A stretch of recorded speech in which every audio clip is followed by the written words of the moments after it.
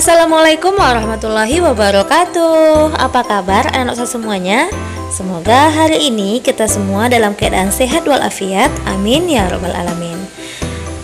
Ketemu lagi dengan Ustazah untuk belajar tematik. Sebelum kita mulai pembelajaran, jangan lupa membaca doa terlebih dahulu ya nak, agar pembelajaran kita dapat berjalan dengan lancar. Nah anak Ustazah semuanya, untuk pertemuan kali ini belajar tematiknya kita akan membahas tentang sumber daya alam. Sebelumnya ada yang tahu apa itu sumber daya alam? Belum? Oke baiklah, kita akan bahas di hari ini ya nak. Oke, anak Ustazah semuanya, sumber daya alam itu adalah segala sesuatu yang berasal dari alam. Di Indonesia kita sangat banyak memiliki sumber daya alam yang berlimpah. Sumber daya alam ini dibagi menjadi dua. Yang pertama, sumber daya alam yang dapat diperbaharui, dan yang kedua, sumber daya alam yang tidak dapat diperbaharui. SDA ataupun sumber daya alam yang dapat diperbaharui adalah sumber daya alam yang ketersediaan di alam tidak akan habis dan dapat diproduksi. Berikut adalah beberapa contoh dari sumber daya alam yang dapat diperbaharui. Yang pertama, tumbuhan dan hewan. Yang kedua, sinar matahari. Dan yang ketiga, angin dan air. Itu adalah tiga dari sumber daya alam yang dapat kita perbaharui.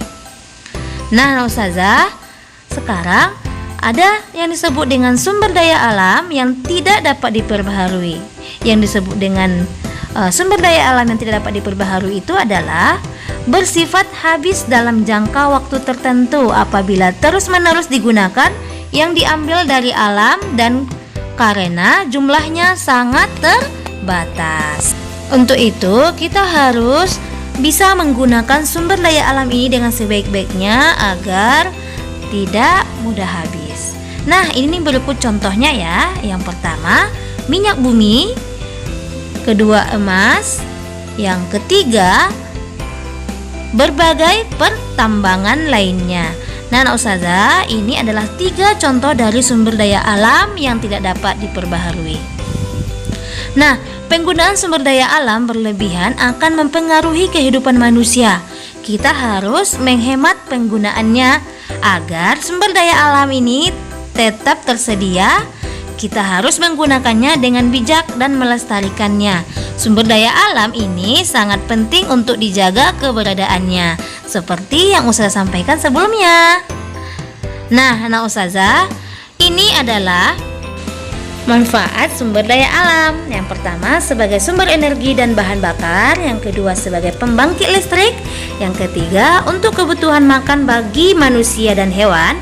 Keempat untuk kebutuhan makan dan tempat tinggal. Kelima sebagai pengembang teknologi. Yang keenam untuk menjaga kelestarian dan keseimbangan alam.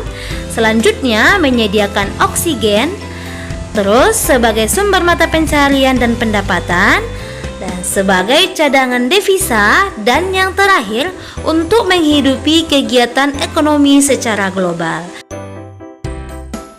Nah anak Ustazah, coba perhatikan gambar yang sudah Ustazah sediakan.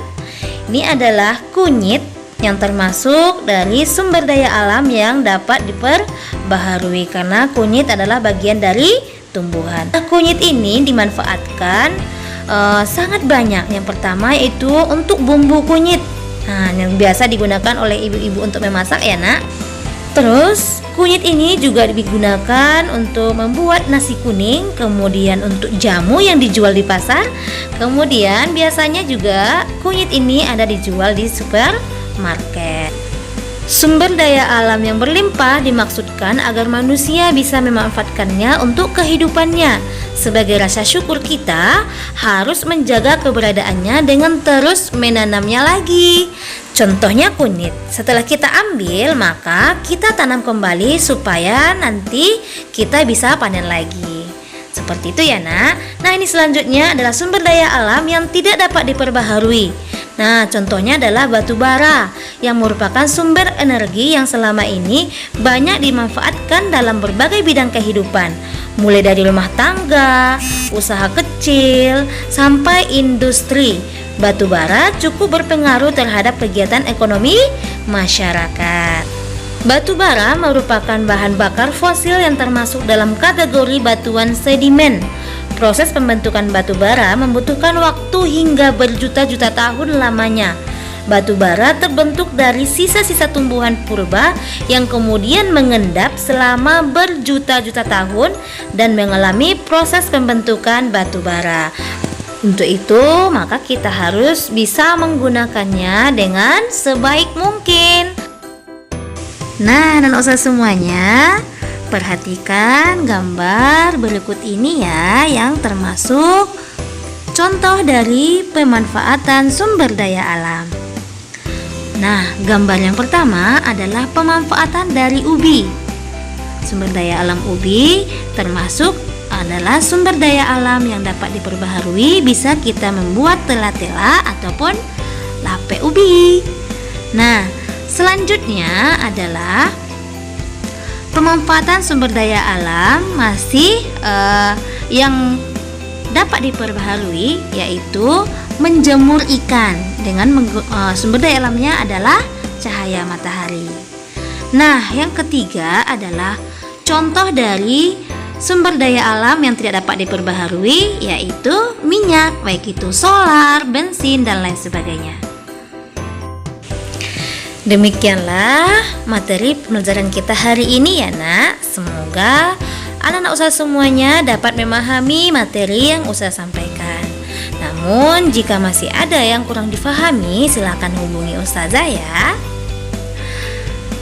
Kita tutup pembelajaran kita hari ini dengan sama-sama membacakan hamdalah alhamdulillahirabbil alamin, subhanakallahumma wa bihamdika, asyhadu alla ilaha illa anta, astaghfiruka wa atubu ilaik.